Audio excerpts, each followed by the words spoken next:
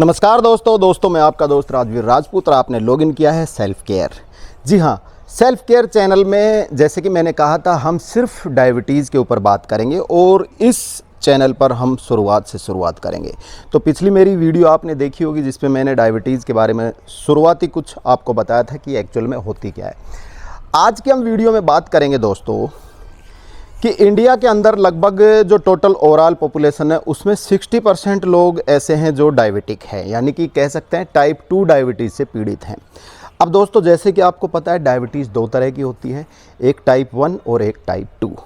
Type 1 diabetes जिसके अंदर जो आपकी पेनक्रियाज है जिसमें इंसुलिन बनता है वो बिल्कुल डेड हो चुकी होती है, उसके अंदर बीटा सेल्स नहीं होते और पेनक्रियाज में इंसुलिन बिल्कुल नहीं बनता, तो इंसुलिन बाहर से लेना पड़ता है। वास्तव में यही डायबिटीज़ असली डायबिटीज़ है, या जो एक बीमारी की श्रेणी में आती है ना, वो यही डायबिटीज़ है, टाइप 1 डायबिटीज़ जो बीमारी की श्रेणी में आती है।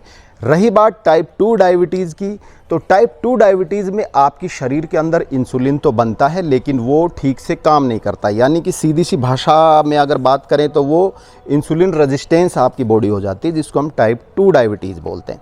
तो भाई लगभग 60% लोग हैं, उसमें से 95% लोग वो हैं जिनको टाइप 2 डायबिटीज़ है।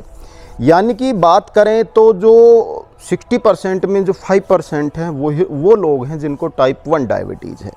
अब जब टाइप 1 डायबिटीज़ एक्चुअल डायबिटीज़ है तो टाइप 2 डायबिटिक जो लोग हैं उनको हम डायबिटीज़ का मरीज़ क्यों कहते हैं? तो दोस्तों जब टाइप 2 डायबिटीज़ जिसके अंदर इंसुलिन बन रहा है तो वो डायबिटिक कैसे है, यही मेरा सवाल है। और मैं आपको क्लियर कहूँगा कि जो टाइप 2 डायबिटीज़ के पेशेंट हैं जिनके अंदर इंसुलिन तो बन रहा है लेकिन वो ठीक से काम नहीं कर रहा, वो डायबिटिक एक्चुअल में है ही नहीं।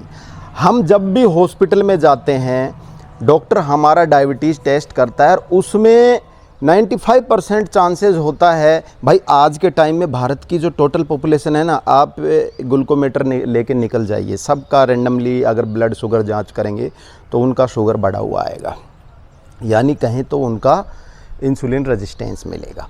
अब जब हॉस्पिटल में हम जाते हैं तो सेम कहानी होती है, इंसुलिन रेजिस्टेंस मिलता है, शुगर बढ़ा हुआ मिलता है, डॉक्टर हमें दवाइयों पे ले आते हैं और दवाई देने लग जाते हैं, बोल देते हैं आप डायबिटिक हो। भाई हम डायबिटिक कैसे हैं, यही तो आप सवाल पूछिए उनसे कि सर आपने किस आधार पर मुझे एक डायबिटिक घोषित कर दिया।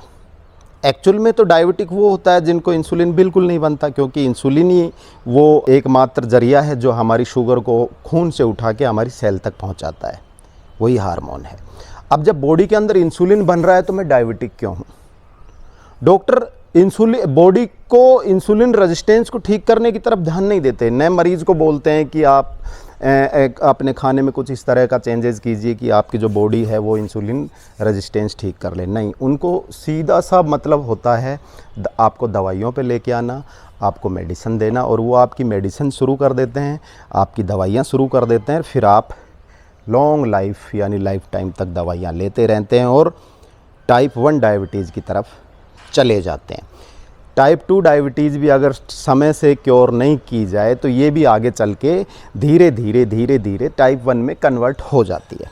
तो दोस्तों फिर मैं आपसे यही कहूँगा कि जब आपकी बॉडी इंसुलिन रेजिस्टेंस कर रही है, यानी कि वो ठीक से काम नहीं कर रही, इंसुलिन तो बॉडी में बन रहा है लेकिन वो ठीक से काम नहीं कर रही, तो फिर हम ऐसा क्या स्टार्ट करें, खाने में ऐसा क्या चेंजेस करें कि बॉडी इंसुलिन को लेके सेंसिटिव हो जाए, वो ठीक से काम करने लग जाए और हम जो इंसुलिन रेजिस्टेंस हमें जो हुआ है वो ठीक हो जाए। तो दोस्तों इसी टॉपिक पर इस चैनल पे हम बात करेंगे, एक वीडियोज़ में हम इन चैप्टरों का खुलासा करेंगे कि आपको क्या क्या खाना है ताकि आपकी बॉडी इंसुलिन सेंसिटिव हो जाए। अब इंडिया के अंदर 3 जाँच करते हैं। आप हॉस्पिटल में जाओगे, जाते ही आपकी रैंडम ब्लड शुगर जांच कर देंगे, अगर उसमें आपका शुगर बढ़ा हुआ आ गया, ठीक है, 140 से ऊपर आ गया, 150, 160, 170, तो फिर आपको सलाह देंगे कि आप भाई खाली पेट करवाना कल। दूसरे दिन आप खाली पेट करवाते हो, उसमें भी मान लो आपका बढ़ा हुआ आ गया, फिर खाना खाने के 2 घंटे बाद करवाते हो, उसमें बढ़ा हुआ आ गया, तो फिर आपको एक तीसरी सलाह देंगे कि आप HbA1c की जांच करवाओ। फिर आप एक HbA1c की जांच करवाते हैं, ये आपका 3 महीने का ऑन एक एवरेज शुगर नापती है खून के अंदर कि आपके पिछले 3 महीनों से शुगर का एक ऑन एन एवरेज लेवल क्या था। उसमें भी मान लो आपका शुगर लेवल बढ़ा हुआ आता है, 6.5 से ऊपर 7.5 आता है, तो फिर डॉक्टर इन 3 जांचों के आधार पे ही डिक्लेयर कर देता है कि भाई आप शुगर पेशेंट हैं और अब आप ये दवाइयाँ खानी शुरू कर दीजिए। और आप दवाइयाँ खाने लग जाते हैं और साइकोलॉजिकली डिस्टर्ब हो जाते हैं।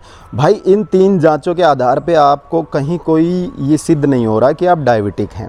भारत के अंदर सिर्फ इन्हीं 3 जांचों का आधार बना के एक व्यक्ति को डायबिटिक घोषित कर देते हैं। वहीं विदेशों में डॉक्टर इन 3 जांचों के अलावा 3 जांच और करवाते हैं। उन जो दूसरी जो 3 जांचें हैं उसमें सबसे पहले वो होमा IR की जांच करवाते हैं। होमा IR के अंदर आपकी बॉडी इंसुलिन को लेके कितनी सेंसिटिव है, आपकी बीटा सेल कितना काम कर रही है, ये सारी चीज़ें पता लग जाती हैं। इसके अलावा एक C पेप्टाइड की जांच करवाते हैं। C पेप्टाइड से आपका ये कंफर्म हो जाता है कि आपकी जो पेनक्रियाज है वो कितना इंसुलिन बना रही है। C पेप्टाइड के अलावा फास्टिंग इंसुलिन सीरम भी करवाते हैं, तो उससे भी पता लग जाता है कि आपकी बॉडी इंसुलिन रेजिस्टेंस है कि नहीं है। तो मेन होता है C पेप्टाइड, ठीक है। अब C पेप्टाइड अगर आपका पॉजिटिव आ रहा है, 0.8 से ऊपर आ रहा है, इट मीन्स आपकी बॉडी इंसुलिन तो बना रही है। तो अब आप डायबिटिक क्यों हैं? जब बॉडी में इंसुलिन बन रहा है तो आप डायबिटिक क्यों हैं? विदेशों के अंदर ये 3 जांचें अगर ठीक आ गई, यानी कि C पेप्टाइड की जांच बिल्कुल ठीक आ गई और उसका 0.8 से ऊपर बॉडी के अंदर इंसुलिन बन रहा है, तो फिर वो डायबिटिक नहीं है। यानी कि उसकी जो पेनक्रियाज है वो ठीक से काम कर रही है, इंसुलिन बना के भेज रही है, लेकिन वो इंसुलिन काम नहीं कर रहा शरीर में, वो अपना काम भूल गया। भाई डाक तो आपकी आ रही है डाकघर के अंदर, लेकिन डाक जो बिचौल का जो होता है डाकिया, उसने काम करना छोड़ दिया। उस डाक को प्रॉपर वो घर तक नहीं पहुंचा रहा, इसलिए वो डाक घर तक नहीं पहुंच रही। अब हमें करना क्या है? उस डाकिए को ठीक करना है, ठीक है, उसको एक्टिव करना है। और डाकिया जैसे ही एक्टिव होगा, डाकघर से वो डाक को उठाएगा और संबंधित एड्रेस पे लेके भेज देगा। अब C पेप्टाइड ठीक है, यानी कि इंसुलिन ठीक बन रहा है, खून में इंसुलिन प्रॉपर है, तो ठीक से काम नहीं कर रहा। इंसुलिन मतलब डाकिया, और जो खून के अंदर ग्लूकोज बढ़ा हुआ है वो उसको उठा के सेल तक नहीं पहुंचा रहा। अब आपको करना क्या है? उस इंसुलिन को ठीक करना है, उसको टप टप मार के ना उसको जगाना है, भाई ठीक हो जा। जैसे ही वो ठीक हो जाएगा, ग्लूकोज को उठाएगा और सेल को खिला देगा, तो फिर खून से ग्लूकोज अपने आप कम हो जाएगी, यानी कि बॉडी इंसुलिन को लेके सेंसिटिव हो जाएगी। अब यही हमें करना है। और भारत के अंदर दोस्तों मैं कह रहा हूँ, अगर C पेप्टाइड की जांच लोग करवा लेना, तो जितने भी ये लोग दवाइयाँ खा रहे हैं ना इंडिया के अंदर काफ़ी लॉन्ग टाइम से, उनकी दवाई एक झटके में बंद हो जाएगी। क्योंकि C पेप्टाइड कराते ही उनका रिजल्ट आएगा कि आपको इंसुलिन बन रहा है।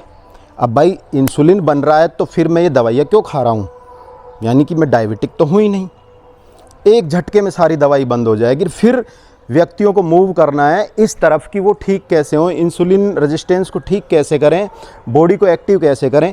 ये सिर्फ़ और सिर्फ आपकी एक्सरसाइज और आपके खाने पे डिपेंड करता है कि आप अपने खाने को, रूटीन वाले खाने को आप कैसे कैटेगराइज करते हैं, कैसे खाते हैं, और उसी खाने से, उन्हीं परहेज़ों से, उसी एक्सरसाइज से आप धीरे धीरे धीरे करके बॉडी को एक्टिव कर लेते हैं। बॉडी को जो इंसुलिन को लेके रेजिस्टेंस था उसको ठीक कर लेते हैं, सेंसिटिव हो जाएगी बॉडी।